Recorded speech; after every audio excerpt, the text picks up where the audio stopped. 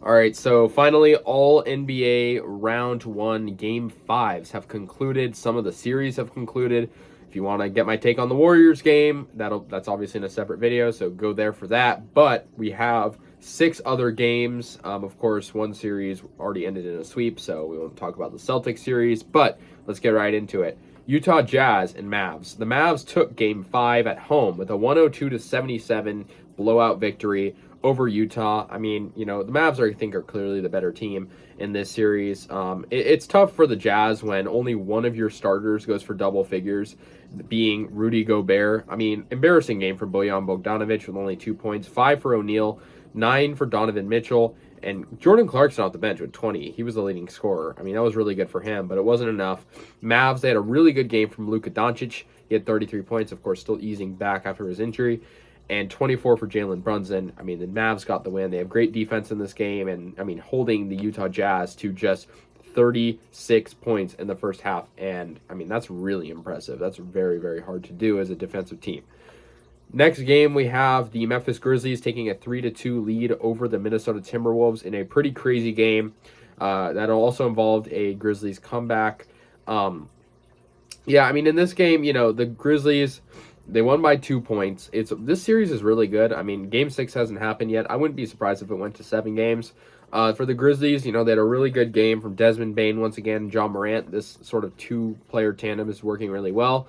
Morant had 30 points and 25 for Bane, 21 points for Brandon Clark. For the Wolves, though, they had a very good game from Karl Anthony Towns with 28 points, 12 for D'Angelo Russell, Anthony Edwards with 22, but it just wasn't enough. The Grizzlies had 37 points in the fourth quarter. If you're putting up close to 40 points in the fourth quarter, you're going to win the game regardless. I mean, they outscored Minnesota by 13 with that 37-24 deficit for Minnesota in that fourth quarter.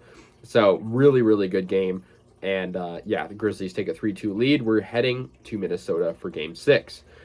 Next, we have the Miami Heat getting the series victory 4-1 pretty easily over the Hawks, winning 97-94 at home in Game 5.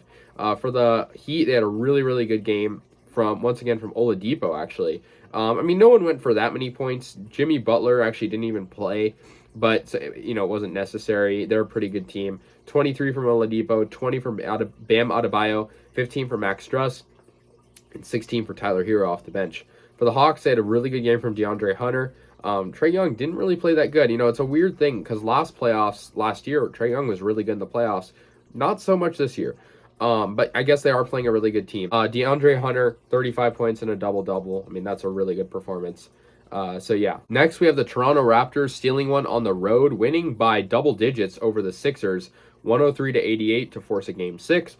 For the Raptors, really, really good game. A double-double from Pascal Siakam. He had 23 points, 17 from Precious Achiuwa, 16 for Gary Trent, and 12 for Scotty Barnes. For the Sixers, I mean, once again, they had a good game from Joel Embiid with 20 points, but he didn't really have enough, I feel like. But most of the Sixers lineup had double figures, but when you're held to 88 points against the Raptors, it's tough. And, I mean, the Raptors are a scrappy team, as we know. A pretty good win for Toronto on the road to force a Game 6. I mean, no one expected them to even get this far after being down 3-0, and then they win back-to-back games, of course, winning Game 4 and Game 5. So 103-88, 15-point margin of victory for Toronto. Next, we have the Milwaukee Bucks winning their first series. Of course, the defending champs played the Chicago Bulls, and in Game 5, they won pretty easily, 116-100. I mean, I did not expect the Bulls to be a first-round exit, but when you're playing the Bucks, it's going to be tough. For the Bucks, of course, Giannis Antetokounmpo, he's phenomenal. I mean, you can't say anything really bad about this guy because there's no reason to. He's just very good. 33 points for Giannis, and that was most of it. I mean, Pat Connaughton had 20 points for Milwaukee. For the Bulls, they had a good game from Patrick Williams with 23, but just wasn't enough. Like most of the series, I mean, they won one game in this series, but it was very much a one-sided affair. Next, we have the Phoenix Suns winning and taking a 3-2 series lead over the Pelicans with a 112-97 victory. Their defense shut down the Pelicans pretty well. And also, Mikal Bridges had a phenomenal game with 31 points, 19 for DeAndre Ayton, 22 for Chris Paul. Of course, Devin Booker wouldn't return in this game yet. Pelicans, really good game from Ingram and CJ McCollum and Jose Alvarado off the bench with his defense too, but unfortunately they couldn't get the victory.